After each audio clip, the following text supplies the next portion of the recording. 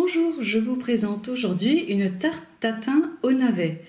Alors les navets, je sais, c'est pas souvent très enthousiasmant, mais cette recette elle est vraiment très bonne et j'ai même réussi à la faire manger à mes enfants, c'est dire. J'ai trouvé cette recette sur le blog Au fil du thym.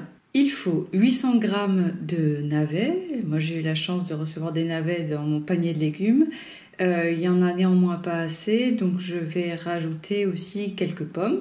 Il faut une pâte brisée ou une pâte feuilletée. J'ai fait la pâte à tarte Tupperware, la pâte qu'on secoue vite fait bien fait et qui est vraiment très facile à préparer. Vous trouvez la recette dans le i qui apparaît en haut à droite de la vidéo. On a aussi besoin de 50 g de beurre, une cuillère à soupe de miel, 20 g de sucre, une cuillère à soupe de thym, du sel et du poivre. Je commence par préparer les légumes, je coupe les extrémités des navets, je les pèle, alors soit en entier, soit partiellement pour garder un peu la jolie couleur rose. En même temps, je ne sais pas si c'est vraiment nécessaire parce qu'une fois qu'ils sont caramélisés, on ne voit plus trop la différence de couleur. Je les coupe en 4 ou en 8 selon leur grosseur. L'idée c'est d'avoir des morceaux qui soient à peu près tous de la même taille. Dans la sauteuse, je mets mes quartiers de navets, je mets le beurre et le miel, j'ajoute un fond d'eau et je porte à ébullition. Je couvre partiellement, je baisse un peu le feu et je laisse cuire jusqu'à ce que les navets soient moelleux. En général, il faut une dizaine de minutes. Je rajoute les quartiers de pommes, je les ai mis un peu après parce que je pense que les pommes cuisent plus rapidement que les navets. Je saupoudre de sucre. Et je laisse caraméliser sur un feu assez vif. Si vous avez la chance d'avoir une poêle qui va au four, eh bien vous pouvez laisser les légumes à l'intérieur et recouvrir de pâte.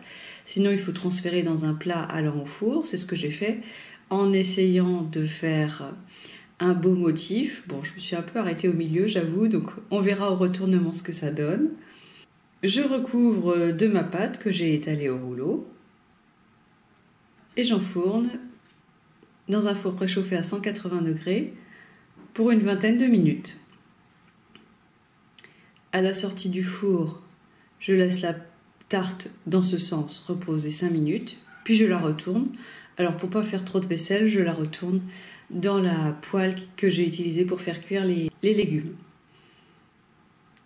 Je sèle, je poivre, je saupoudre de thym et voilà, la tarte est prête à déguster. On obtient une belle tarte, bien caramélisée comme vous le voyez. On ne distingue plus vraiment les quartiers de pommes et de navets. Et ça, c'était assez surprenant au moment de manger, c'est-à-dire que quand on prend un morceau, on ne sait pas si on va tomber sur un morceau de pomme ou de navet.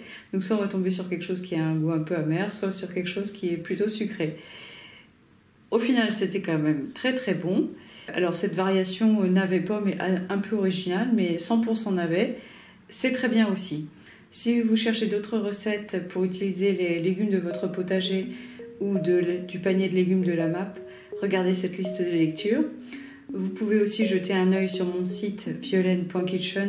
J'y écris toutes les recettes que je tente avec mon panier de légumes.